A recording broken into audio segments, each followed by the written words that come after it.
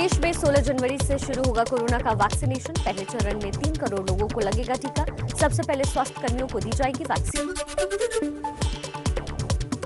स्वास्थ्य कर्मियों के बाद फ्रंटलाइन वर्कर्स को लगेगा टीका। बाद में 50 साल से ज्यादा उम्र वालों को वैक्सीन मिलेगी। पीएम मोदी की समीक्षा बैठक के बाद वैक्सीनेशन का फैसला।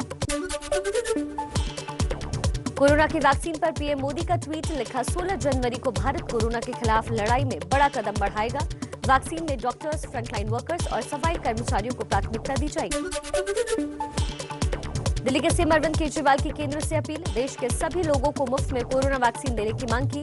टीका को लेकर मुख्यमंत्रियों के साथ पीएम मोदी की बैठक कल। कोरोना वैक्सीन के ट्रांसपोर्ट को लेकर सुरक्षा के मानक तय किए गए। एयरलाइंस कंपनियों और एयरपोर्ट अथॉरिटी को वैक्सीन लाने ले जाने के लिए दिशा निर्देश जारी किए गए।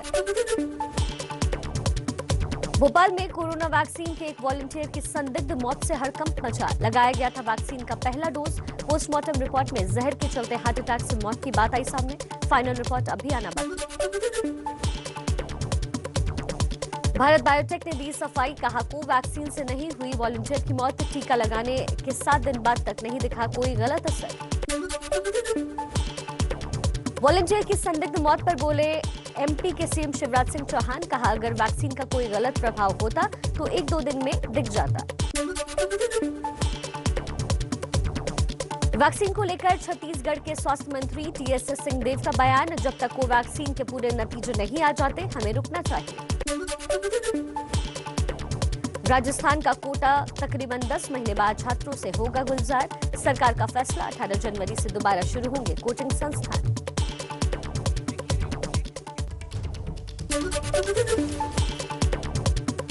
बर्ड फ्लू के खतरे के चलते दिल्ली सरकार का बड़ा फैसला, बाहरी राज्यों से पक्षियों के आयात पर रोक लगाई गई। गाजीपुर का पोल्ट्री मार्केट भी 10 दिनों के लिए बंद। दिल्ली की संजय झील में 10 बत्तखों की मौत की खबर से हड़कंप मचा। रैपिड रिस्पांस टीम ने सैंपल लेकर जांच के लिए भोपाल भेजा। हरियाणा में बर्ड फ्लू की पुष्टि के बाद रोकथाम की कवायद में जुटा प्रशासन। पंचकुला में 1,500 से ज्यादा मुर्गा मुर्गियों को दफनाया गया। हरियाणा में पशुपालन विभाग की बड़ी लापरवाही। पंचकुला में बर्ड फ्लू से मौत के बाद भी मुर्गियों को दफनाने नहीं पहुंचा कोई अधिकारी। पोल्ट्री फार्म में अब तक 500 से ज्यादा मुर्गियों की मौत। एमपी में बर्ड फ्लू की आशंका के चलते चिंता में ग्वालियर के गांधी प्राणी उद्यान का प्रशासन। संक्रमण से पक्षियों को बचाने की कवायद तेज की गई। बर्ड फ्लू पर बोले केंद्रीय पशुपालन मंत्री गिरिराज सिंह, कहा बर्ड फ्लू से डरने की बात नहीं। विश्व पशु संगठन के मुताबिक ये संक्रमण पशु पक्षी से इंसानों में नहीं आता। दिल्ली बॉर्डर पर किसानों के आंदोलन का आज 46वां दिन। 8वें दौर की बैठक में अब तक कोई हल नहीं निकला। सरकार किसानों की अगली बैठक 15 जनवरी को होगी। दिल्ली के टीकरी बॉर्डर पर किसानों के समर्थन में पहुंचे पंजाबी गायक हरभजन मान। युवाओं से अनुशासन में रहकर संघर्ष को आगे बढ़ाने की अपील की। फिल्म अभिनेत्री स्वरा भास्कर भी पहुंची टीकरी बॉर्डर। कहा मेरा रोटी से नाता है, इसलिए मैं यहाँ आई हूँ। सरकार 9 संशोधनों के लिए मान गई है। इसका मतलब ये नहीं कि कहीं ना कहीं कुछ तो गड़बड़ है। कृषि कानून के विरोध में हरियाणा के अंबाला में किसानों ने निकाली ट्रैक्टर रैली। सरकार के खिलाफ जमकर हुई नारेबाजी।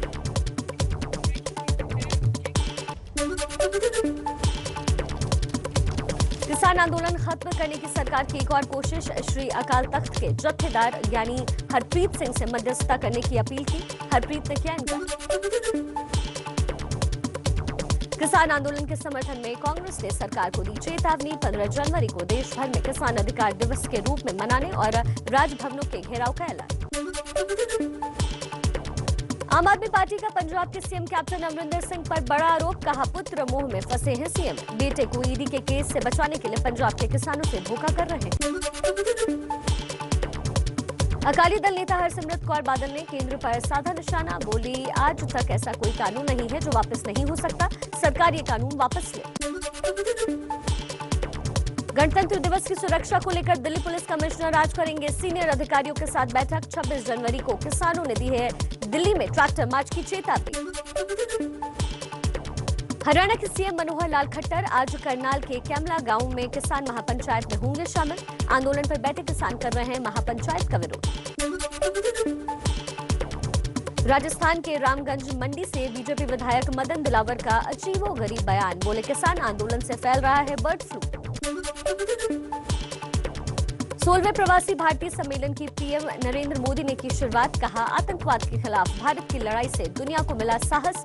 Made in India corona vaccine से मानवता की होगी मदद।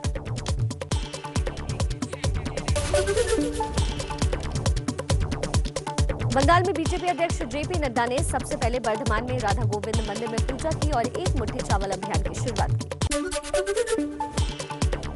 मिशन बंगाल पर बीजेपी अध्यक्ष जेपी नड्डा का बर्धमान में शक्ति प्रदर्शन। ममता सरकार पर बोला हमला। कहा टीएमसी मतलब तिरपाल चोर। जेपी नड्डा का ममता सरकार पर हमला। कहा बंगाल प्रशासन का राजनीतिकरण हो गया है और राजनीति का अपराधीकरण। बंगाल में लॉ एंड ऑर्डर बिल्कुल नहीं है। ममता सरकार पर पश्चिम बंगाल के राज्यपाल जगदीप धनखड़ का बड़ा आरोप। बोले बंगाल में अलकायदा ने पांव पसार दिए हैं। बम बनाने की फैक्ट्रियां खुल गई हैं। पुलिस के कब्जे में है राज्य।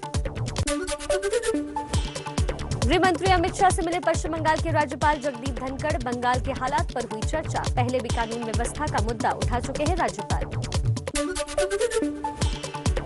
पश्चिम बंगाल के नंदीग्राम में बीजेपी नेता शुभेंदु अधिकारी के सहायता केंद्र में तोड़फोड़ की गई। बीजेपी ने टीएमसी कार्यकर्ताओं पर आरोप लगाया। टीएमसी सांसद काकली घोष दस्तीदार का शुभेंदु अधिकारी पर बड़ा हमला। कहा दीदी ने जिसको बचपन से बड़ा किया अब वो ही उनके खिलाफ बोल रहे हैं। ऐसे लोग नायक नहीं खलनायक हैं। किसानों के मुद्दे पर टीएमसी का केंद्र सरकार पर वार। कहा 2022 तक किसानों की आय दोगुनी करने की बात झूठ। बंगाल के 99% किसानों को मिला किसान क्रेडिट कार्ड का फायदा।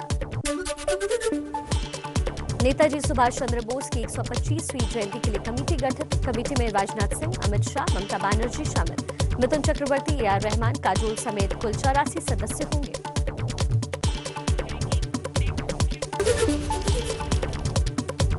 श्रीनगर में भारी बर्फबारी के बाद जनजीवन अस्त व्यस्त। शनिवार को सभी हवाई उड़ानें रद्द की गई। 5 दिन बाद गुरुवार को शुरू हुई थी उड़ानें। दक्षिण कश्मीर के कुलगाम, अनंतनाग, पुलवामा और शोपिया में 1 फीट तक गिरी बर्फ। जनजीवन पूरी तरीके से प्रभावित। देश के दूसरे हिस्सों से कटा कई जिलों का संपर्क।